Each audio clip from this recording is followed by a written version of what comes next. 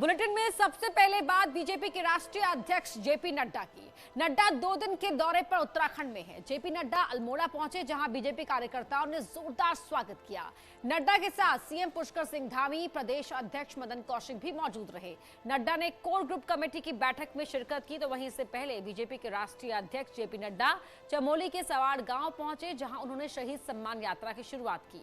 नड्डा के साथ सीएम धामी, प्रदेश अध्यक्ष मदन कौशिक और केंद्रीय रक्षा राज्य मंत्री अजय भट्ट भी मौजूद रहे।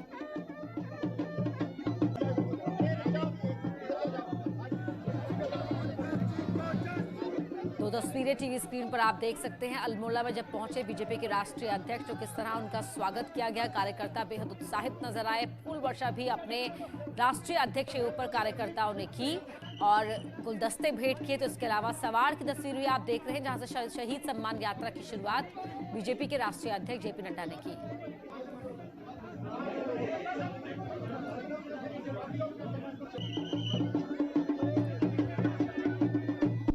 जीता समाज वो होता है जो अच्छा काम करे उसको शाबाशी दे, और जीता समाज वो होता है जिसने आपको गुमराह किया है उसको मुंह तोड़ जवाब दे। यह भी आवश्यक होती है, इस बात को समझना चाहिए। और मुझे याद है और विश्वास है कि सवाड़ गांव जीता जागता फौजियों का गांव है, जो फौजियों की इज्जत और उसको ध्यान में रखेगा। इस बात को हमको समझना चाहिए। बीजेपी के राष्ट्रीय अध्यक्ष जेपी नड्डा आज उधम सिंह नगर भी जाएंगे। नड्डा रुद्रपुर में शक्ति केंद्र संयोजक, प्रभारी और विस्तारकों के साथ बैठक कर चुनाव की तैयारी और संगठन के कामकाज की समीक्षा करेंगे। 16 नवंबर को बंगाली समाज के लोगों के साथ संवाद करने के साथ ही संगठन की प्रदेश कोर ग्रुप की बैठक करेंगे। चुनाव के लिहाज से नड्डा का यह दौरा बेहद अहम माना जा रहा है। नड्डा के दौरे को लेकर कार्यकर्ता बेहद उत्साहित हैं।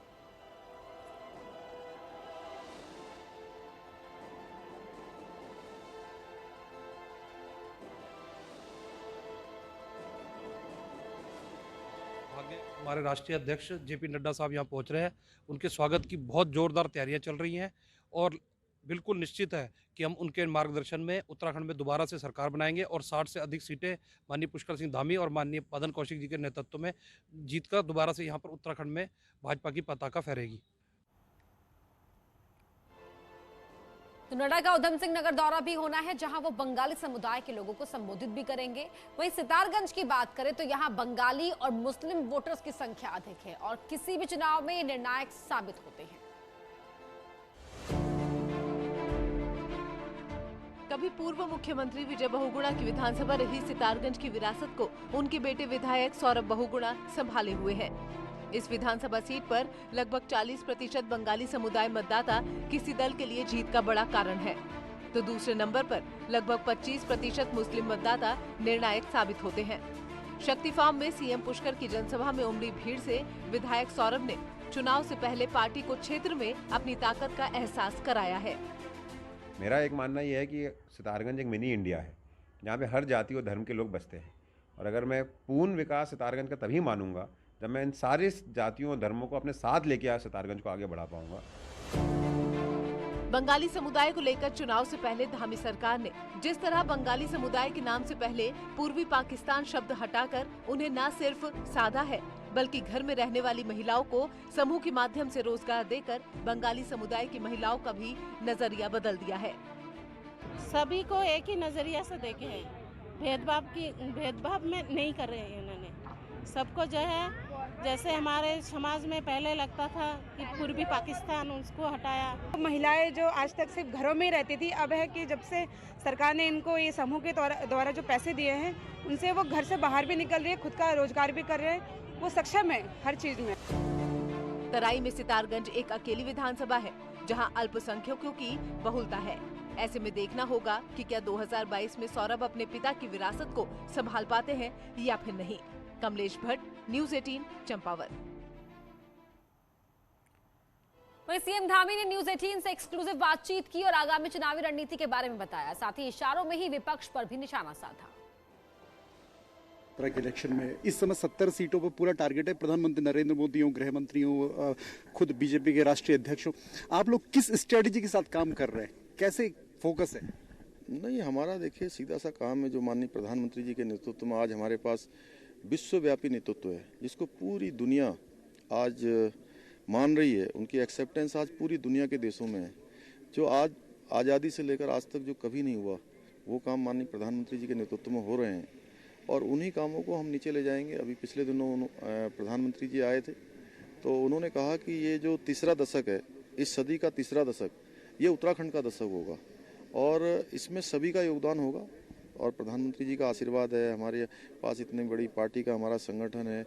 हम केवल और केवल चुनाव को फोकस में रख के सारे काम नहीं कर रहे हैं। कुछ लोग ये जरूर हैं उत्तराखंड के अंदर, जो अन्य राजनीतिक दल हैं, उनका काम केवल अभी 4.5 साल तक वो कहीं दिखाई नहीं दिए, अब सामने आ रहे हैं तो केवल चुनाव की बात करते हैं। उत्तराखंड की जनता भली भांति जानती है और उत्तराखंड के लोग बड़े समझदार हैं, स्वाभिमानी हैं, राष्ट्रवादी हैं, राम भक्त हैं, राष्ट्र भक्त हैं, इसलिए वो सब भाव को समझते हैं। आपको लास्ट वक्त पे कुर्सी मिली और आपको इलेक्शन में लेके जाना है पूरी पार्टी को। 70 विधानसभा सीटों में पुष्कर सिंह धामी जाएंगे। देखिए, ऐसा है कि मैं पार्टी का एक सामान्य सा कार्यकर्ता हूँ। मेरी पार्टी ने मुझे जो जिम्मेदारी दी है, मैं सभी को साथ में लेकर, पूरे संगठन को साथ में लेके, अपने मंत्रिमंडल के जो मेरे सभी वरिष्ठ हैं, जिनका मेरे से बहुत बड़ा अनुभव है। देखिए, बंशीधर भगत जी यहाँ पर खड़े हैं, हम कैमरा हैं, देख रहे हैं। तो इन सभी लोगों का आशीर्वाद लेकर और सबका एक हम लोग समन्वय करके, हम सबका लक्ष्य एक ही है, बिल्कुल दिशा स्पष्ट है, हम लोग उस दिशा में बढ़ रहे हैं और मेरा उद्देश्य है कि मैं उत्तराखंड के पूरे एक एक चप्पे चप्पे तक पहुंचूं, एक एक जन जन तक पहुंचूं और उनसे संवाद करूं, उनके साथ बात करूं, जिससे कि उनकी परेशानियां, यहाँ की और दिक्कतें और लोगों के बीच में जाकर कि हम लोगों से और क्या लेकर कैसे उत्तराखंड को आगे बढ़ा सकते हैं, उस दिशा में हम काम कर रहे हैं। सवाल मेरा ये कि अब क्योंकि आप उपलब्धियां गिनाएंगे जनता के बीच जाकर, क्या आप मानते हैं कि ये 5 साल में बीजेपी की उपलब्धियां क्या रही? नहीं, हमारी बहुत उपलब्धियां हैं और हमारी सरकार ने पिछले 5 सालों में बहुत सारे काम किए हैं, चाहे वो सड़कों के क्षेत्र में हो, चाहे चिकित्सा के क्षेत्र में हो। स्कूलों में पहले शिक्षक नहीं होते थे, स्कूलों में शिक्षक भेजने का काम हुआ है। अस्पतालों में डॉक्टर नहीं थे, डॉक्टर भेजने का काम हुआ है। पारदर्शी शासन दिया गया है। जो योजनाएं शुरू हुई हैं वो सारी योजनाएं पूरी हुई हैं, जिनके शिलान्यास हुए हैं उनके लोकार्पण हुए हैं। हमने अलग अलग क्षेत्रों में, चाहे हमारे आज हम वात्सल्य योजना हमने इसने कोरोना महामारी के बाद शुरू की है। हमने जो है महालक्ष्मी किट योजना प्रारंभ की है। 207 जांचें हमने स्वास्थ्य विभाग में शुरू करी हैं। 24,000 पदों पर हम भर्ती की प्रक्रिया शुरू कर रहे हैं। इसके साथ साथ हमने सारे आवेदन शुल्क निःशुल्क किए हैं। हमने ग्राम प्रधानों का मानदेय बढ़ाया है, आंगनबाड़ी कार्यकर्ताओं का मानदेय बढ़ाया है, आशा बहनों का मानदेय बढ़ाया है। हम नई जो है खेल नीति ला रहे हैं। बहुत जल्दी खेल नीति हमारी घोषित होने वाली है। ऐसा कोई क्षेत्र नहीं है जिस क्षेत्र में हमने काम न किया हो, हर क्षेत्र में काम किया है। मैं इतना आपसे कह सकता हूं कि हमारे भाव में है कि हम उत्तराखंड को, जो हमारे प्रधानमंत्री जी का जो विजन है, उसी के अनुरूप उत्तराखंड को आगे ले जाने का काम करेंगे। एक लास्ट सवाल, भू कानून सरकार इस सरकार के रहते आएगा या अगली सरकार? नहीं, उसके लिए हमारी कमेटी बनी हुई है, कमेटी काम कर रही है और कमेटी की जैसे जैसे रिपोर्ट आएगी उस पर हम कार्रवाई करेंगे। समझो बातचीत के लिए तो मुख्यमंत्री पुष्कर सिंह धामी जो साफ तौर पर कह रहे हैं कि बीजेपी का एजेंडा 2022 पूरी तरह तैयार है। इसमें चाहे राष्ट्रीय अध्यक्ष जेपी नड्डा हो, प्रधानमंत्री नरेंद्र मोदी हो, गृह मंत्री अमित शाह हो, सभी की अहम भूमिका होगी और बीते 5 सालों में बीजेपी ने जो काम किया है उसका रिजल्ट बीजेपी को साल 2022 के चुनाव में जरूर मिलेगा। कैमरा से भरत शर्मा के साथ दीपांकर भट्ट, न्यूज 18 देहरादून। अगली खबर लखनऊ से है, जहां कैबिनेट मंत्री ब्रजेश पाठक और मेयर संयुक्ता भाटिया ने द सेंट्रम होटल का उद्घाटन किया। द इन्वेस्टर्स समिट के दौरान का ये पहला पूर्ण प्रोजेक्ट है जो शुरू कर दिया गया। सुशांत गोल्ड सिटी में बने इस प्रोजेक्ट से होटल इंडस्ट्री को और बढ़ावा मिलेगा। आधुनिकता के साथ साथ यहां स्थानीय परंपरा को भी शामिल किया गया है। इस मौके पर कैबिनेट मंत्री ब्रजेश पाठक ने कहा कि होटल में इस्तेमाल किया गया सामान वोकल फॉर लोकल की नीति को बढ़ावा देने वाला है। वहीं इस मौके पर लखनऊ की मेयर संयुक्ता भाटिया ने कहा कि सेंट्रम होटल प्रदेश और लखनऊ में होटल इंडस्ट्री के विकास में अहम भूमिका अदा करेगा।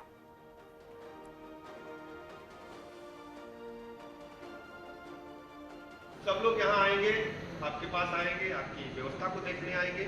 18,000 फुट का कन्वेंशन हॉल शायद ही लखनऊ में किसी के पास हो। बहुत खूबसूरत हॉल है, रूम्स बहुत अच्छे हैं। मैं बहुत बहुत शुभकामनाएं देता हूँ, पूरे गोयल परिवार को शुभकामनाएं देता हूँ।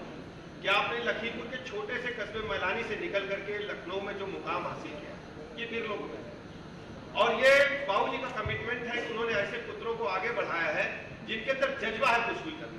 मैं बाबूजी को सलूट करता हूँ ऐसे मौके पर, जिन्होंने पूरे परिवार एक सूत्र में आगे बढ़ाते हुए इतनी बड़ा साम्राज्य खड़ा कर रखा था। मुझे लगता है कि उन्होंने बताया कि उन्होंने विदेश की कोई भी चीज इसमें इस्तेमाल नहीं की, तो ये हमारे लिए आदरणीय प्रधानमंत्री जी का जो एक है कि अपने लोकल फॉर लोकल का सपना, उस सपने को साकार करने का आपने प्रयत्न किया है और आपके परिवार का जो सपना था उस सपने को भी आपने साकार किया है।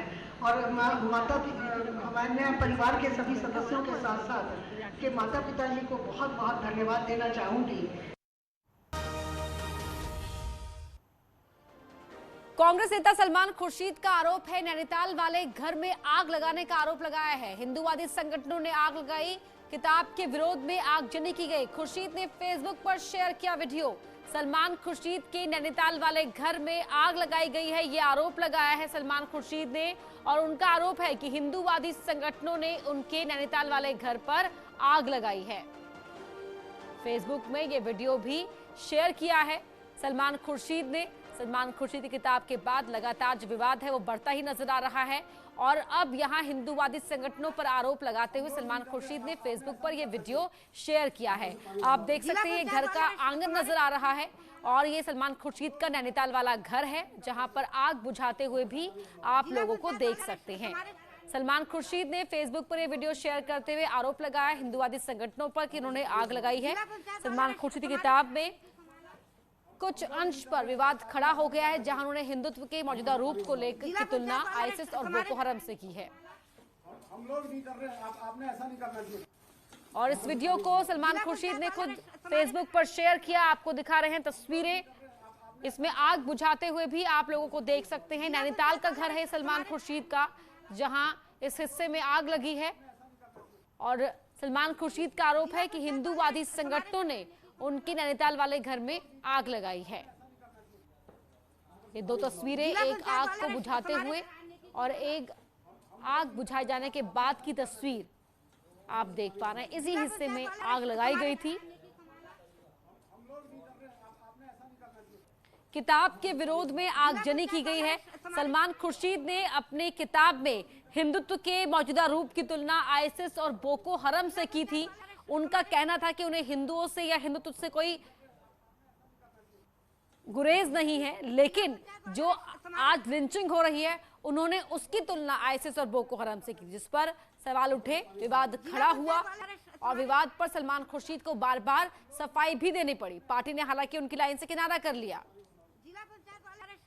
वीरेंद्र बिष्ट हमारे सहयोगी फोन लाइन पर जुड़ रहे हैं। वीरेंद्र, कब का मामला है ये और कितनी आग लगी थी यहाँ पर?